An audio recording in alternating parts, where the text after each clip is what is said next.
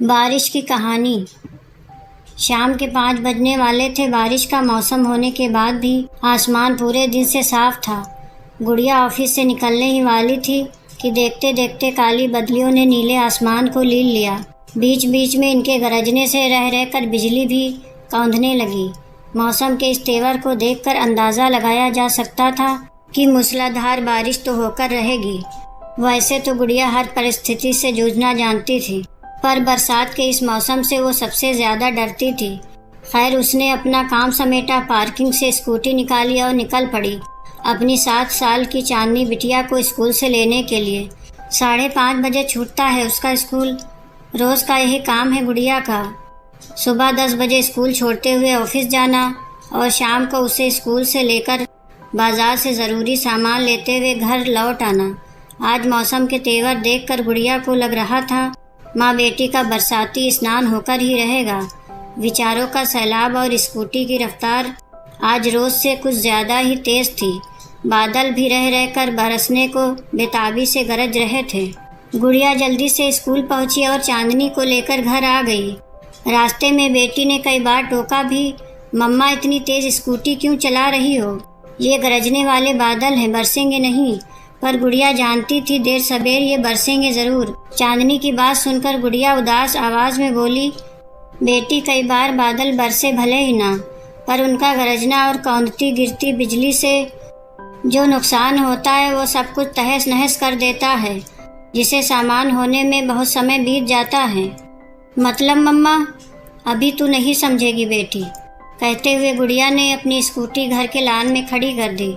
अपने कमरे में जाते हुए चांदनी बोली, देखा मम्मा, मैंने कहा था ना, ये बादल सिर्फ गरज कर ही रह जाएंगे, बरसेंगे नहीं।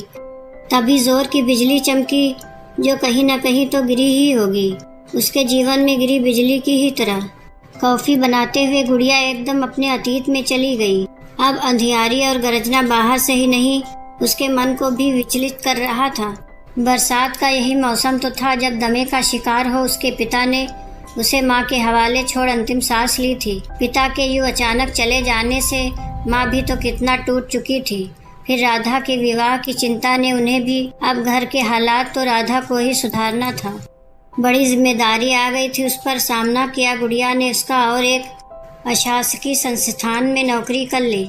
हालात सुधरने लगे, मगर माँ ने बिस्तर पकड़ लिया। अब घर के काम और नौकरी की दोहरी जिम्मेदारी ने उसे भी मन से कमज़ोर कर दिया।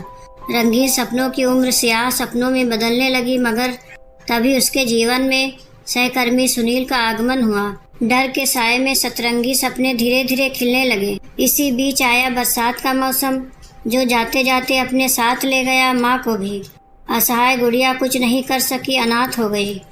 ऐसे में समाज की परवाह किए बिना सुनील ही उसका सहारा बना और फिर एक दिन दोनों पवित्र बंधन में बंध गए।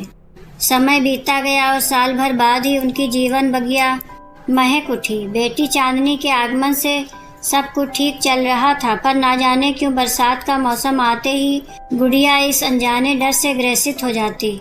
सुनील उसे समझाता है, पर बारिश के इस मौसम में उसका डर बरकरार रहता। ऐसे ही 5 साल बीत गए। बरसात का मौसम हर साल आता और चला जाता। अब गुड़िया के मन का डर भी खत्म होने लगा था। तभी एक प्रोजेक्ट के सिलसिले में सुनील को 2 साल के लिए अमेरिका जाना पड़ा। मजबूरी थी। अब गुड़िया और चांदनी दोनों अकेली रह गई।